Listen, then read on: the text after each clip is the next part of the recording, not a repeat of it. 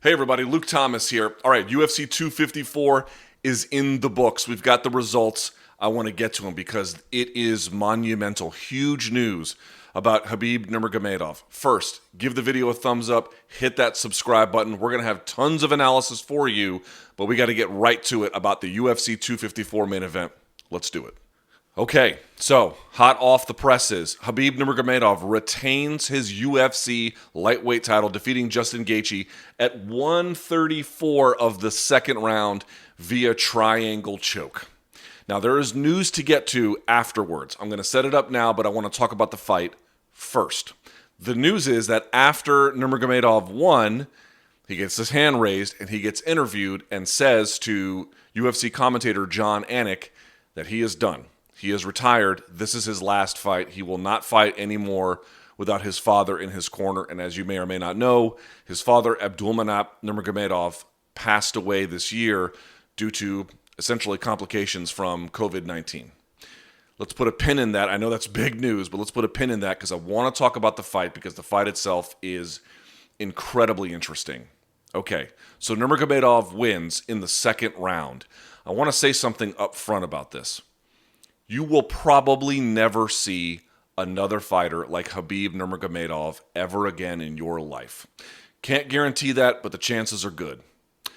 In an era where fighters are more well-rounded than ever, and in an era where the best practices are just improving almost week over week, month over month, year over year. I mean, 5 years ago, people didn't understand that the calf kick would be so important, and here we are. And now you see so many people playing with ranges and fakes and feints.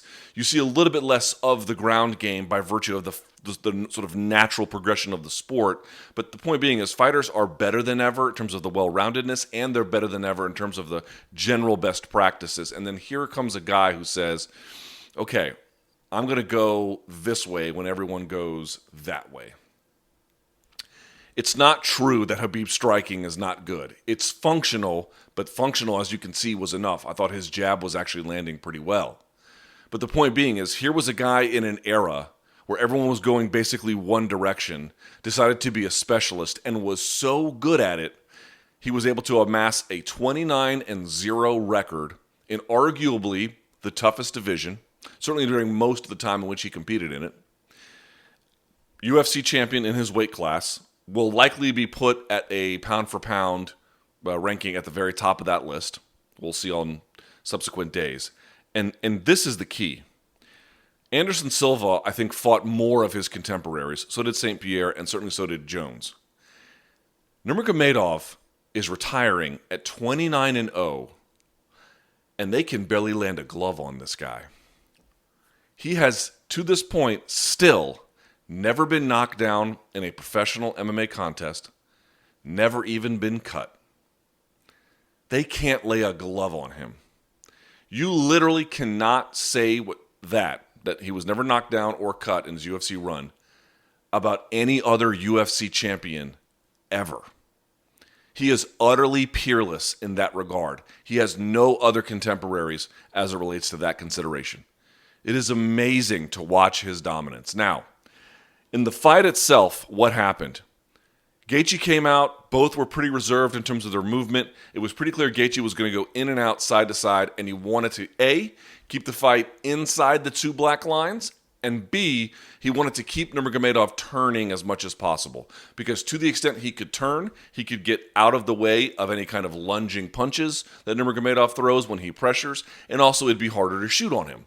Right? Because you're not there. The target is just sort of fading with the current. And in general, he was fairly successful with that. Nurmagomedov did not have a bunch of takedowns. In fact, while I'm talking about this, I will pull up the fight metric numbers on this just so I can be 100% certain.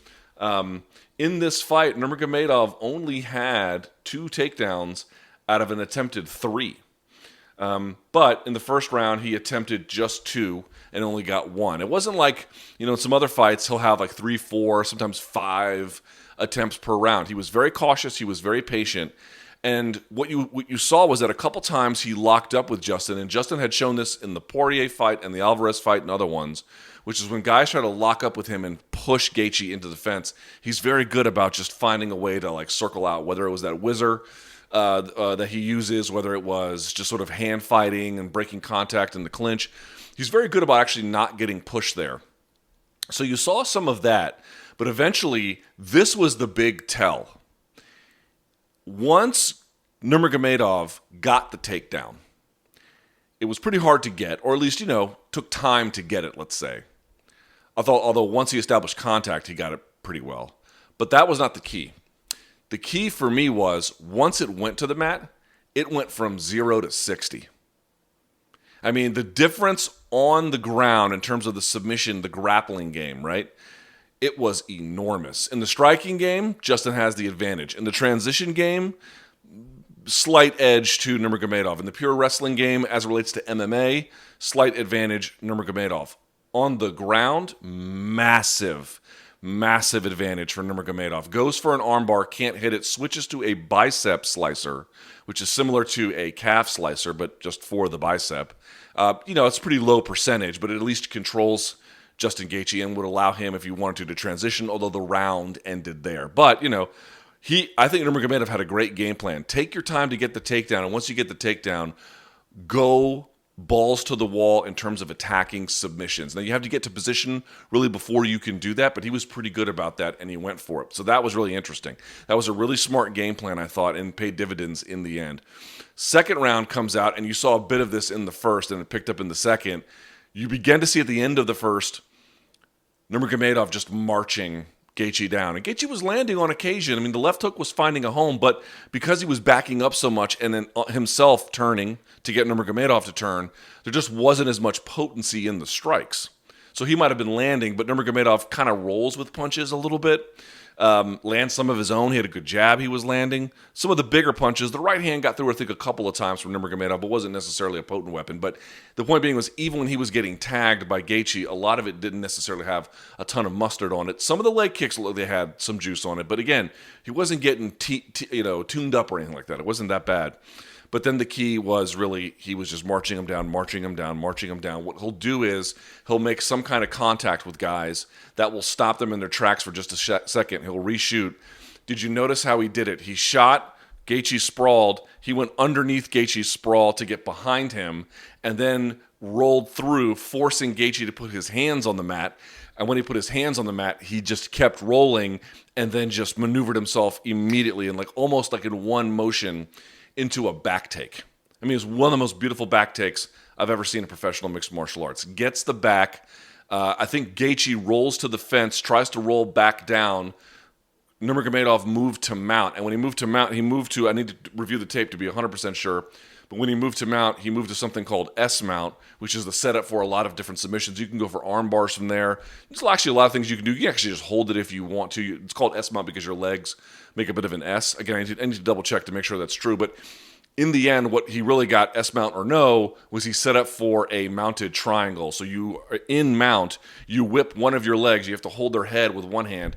You whip the other leg behind it. Then you can grab that. Then you roll to your guard once that's locked up. And as you roll, you don't wait till you get to your back, but as you roll, you throw over the other securing leg at the same time so that by the time you land in guard, right, on your back, it's already locked up. And then he did two things. One, he fished the underhook on the same side so that Gaethje couldn't pick him up and slam him. Did you notice that? It acts as like an emergency brake if you're trying that and you hold the leg there. That was one. Two, he also used it to angle. So you can triangle someone when you're facing them, but the best way to do it, same with the armbar, is to create a 90-degree angle on him. He did both. Gaethje was not getting out of that triangle. It was over at that point. If he needed to, he could have pulled down the head with one hand or whatever the case, but that was over. He could have transitioned to the arm if he wanted to. It was over. Gaethje tapped, and then the referee, Jason Herzog, didn't see it, so he eventually just went to sleep, and then that was it. And then Nurmagomedov wins. That was the key. At range striking, Nurmagomedov wasn't going to win that. Pressuring Justin backwards, he was going to take some licks, but he was beginning to put the fight almost like, it looked like the Barboza fight. You guys remember the Khabib Barboza fight where he just marched Barboza down?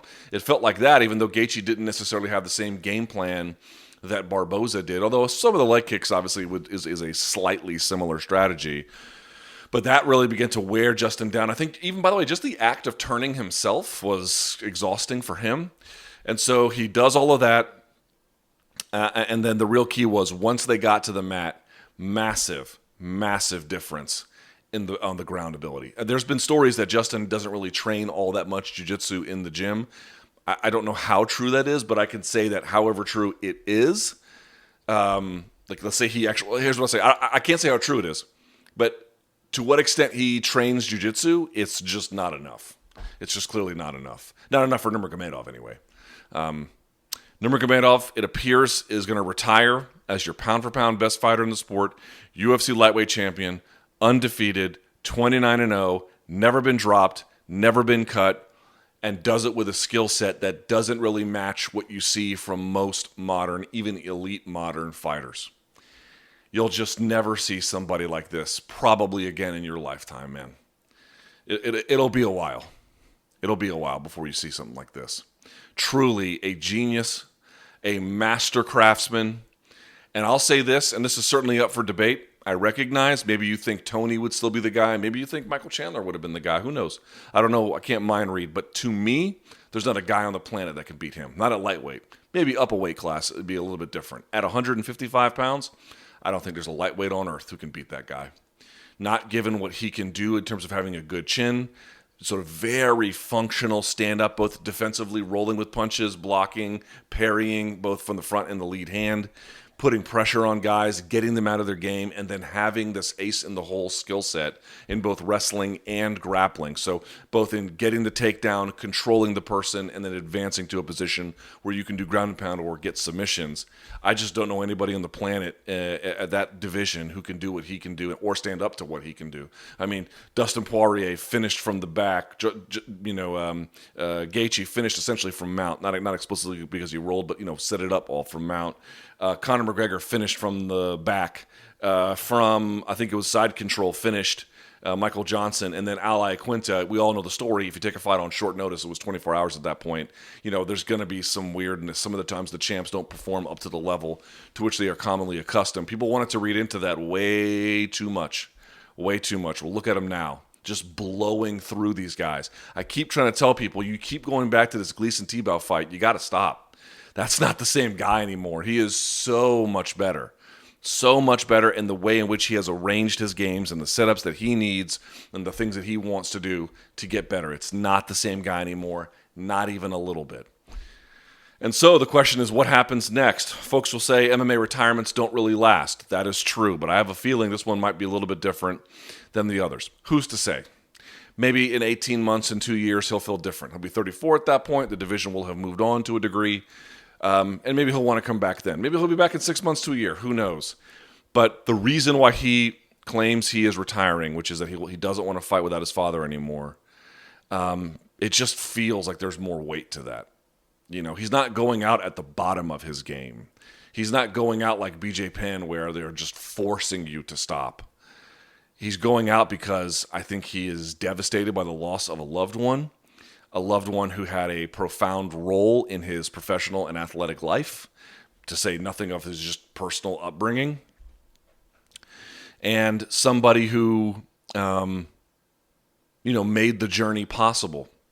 Maybe he'll feel differently as his heart heals. I mean, you never get over the death of a parent, as anybody who's lost a parent will tell you, and myself included. You never really get over it. You just kind of build the reserves necessary to deal with the pain, so the pain doesn't debilitate you in the way that it did. And you saw after Nurmagomedov won, he was in the middle of the octagon crying, which I think you could well understand. Maybe that will change, but for now, I'm going to assume that it's not, which means there's no St. Pierre fight. I didn't like the St. Pierre fight anyway. So it leaves a question about the lightweight division and what's going to happen next. Folks, this opens it up big time. First, it's a bit of a baller move to hand a belt back to a division. It means that no one in that division could touch you. right? When you're St. Pierre and you're just giving the belt back because they have nothing for you, it says a lot about your dominance. So first there's that. That's usually never good. Usually you want someone to be beaten. You want the man to be beaten by the next man so that they can take that star power. You're not going to get any of that this time, which is unfortunate. But, lightweight is still full of a lot of celebrities and stars and big-name fighters and people that fight fans care about, not least of which is Conor McGregor. So you're going to have this Conor-Dustin fight, it seems like, next quarter. Look, you've got some good opportunities there at lightweight. They could have a mini tournament. They could do a 4-man, 8-man, whatever they wanted.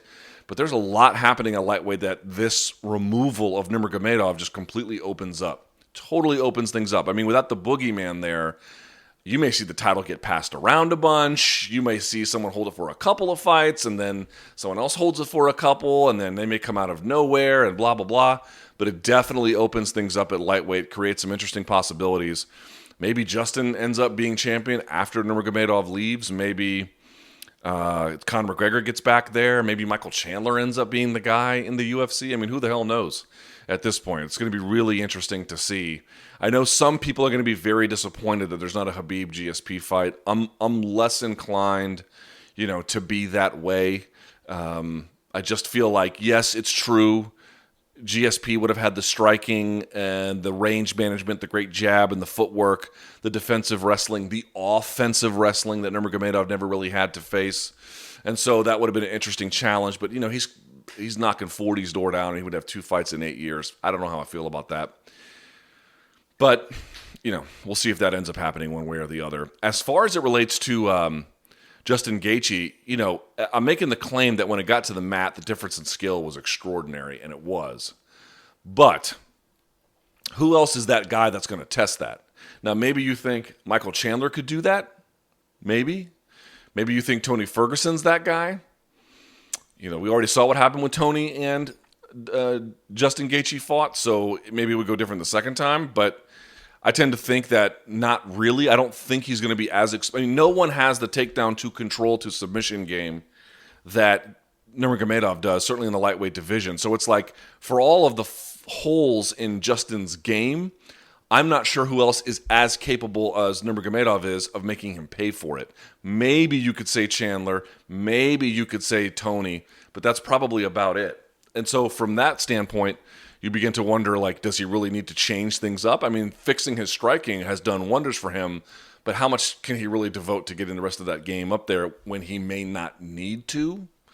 So there's that part as well, but an incredibly...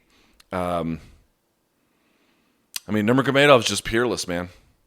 He leaves you kind of breathless because you just can't believe that there's somebody out there who can do what he can do, but he can, and he does, and he did. He is, at least for the moment I speak to you, your UFC lightweight champion. I don't know when they'll officially remove him from the rankings or take the title back or whatever the case. But, folks, I hope that you can appreciate what you see out there. That is a virtuoso. That is a genius. That is what he is, man. Not a perfect fighter. Nobody is. Certainly not the most well-rounded fighter I've ever seen. Not even close. But in terms of how he can put distance between himself and his contemporaries, it'll be a long time before you see that. A long time. So celebrate him if you got a chance to do that. Pour one out for him tonight. Toast him, whatever the proper celebration for that may be, because y'all got to witness something special with him. If you liked the video, give it a thumbs up. Hit that subscribe button.